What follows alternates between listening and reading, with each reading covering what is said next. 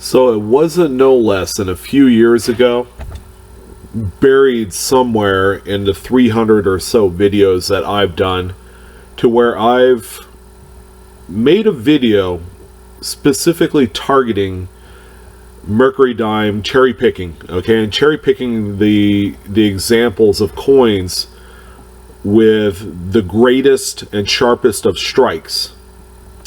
Now, there's been a few people that have called bullshit, pardon my French, on said subject, and said there is absolutely no way that a coin could be worth tens of thousands of dollars, where they've made millions upon millions upon millions of these coins. Well, I hate to break it to you. Another late dated Mercury dime, 1945 Philadelphia. It's this coin right here that sold during legend auctions in the last day or so for $10,000. Now take a look at the obverse picture of this coin. It looks pretty gosh darn good. The Mercury winged cap is extremely well struck. Now, the coin looks like it couldn't grade no more than like a 64 or so. Well, this one graded PCGS Mint State 65. Okay, and that's not the most miraculous part of it.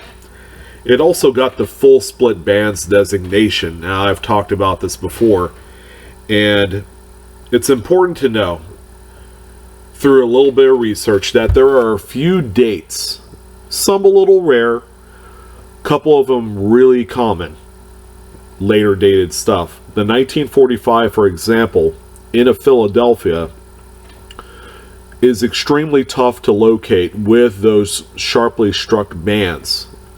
Now here's a picture of the reverse that I have here for you. The tail is in the tape. These images speak everything that you need to know about why this coin sold for ungodly, monstrous amounts of money. $10,000 is a lot of money for a coin that traditionally sells in the $20 to $30 range in brilliant uncirculated. So we have a PCGS example here that's Mint State 65 with full split bands. And in a second, I'll show you exactly what I mean by full split bands. I want to be absolutely clear the point I'm trying to come across, so that way you guys can be well prepared to know what you're looking for in this coin. Now, there's a number of coins out there to where there's special strike designations because in the course of history, through the minting of certain types of coins and series, for example, Jefferson nickels is another great example. Standing Liberty quarters, another fine example to where there are strike designations. There's one with soft strike, and then there's some with full steps or full head or full torch in the Roosevelt dimes. Whatever the case may be, if you guys are interested in picking up coins, whether it's through a dealer or a through online, you know, through any various type of shopping network or auction house, it's always nice to know these things. So here's a picture of a coin to where I have the diagnostics, the actual pickup points to what constitutes a full split banded coin. Now on the reverse of the Mercury dime, you have a set of fascies, or like sticks, right down the middle with an axe head on the top, and then you also have these ties that go around 3 times the top, middle, and bottom. It's the bands for those ties on the top, middle, and bottom. If because they have 2 or 3 splits. If the splits are obviously clear cut and they're unobstructive in any way, then it would be considered a full split band coin.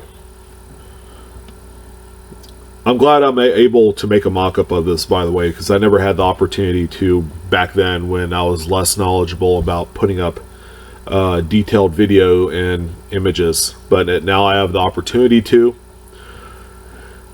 I probably won't catch some of those previous viewers who thought that this was just a bogus thing. Why would anyone spend that kind of money on this coin? Well, it's real simple. There aren't a whole many of them with the full split bands. And I know they've made in excess of 159 million 1945 Philadelphias.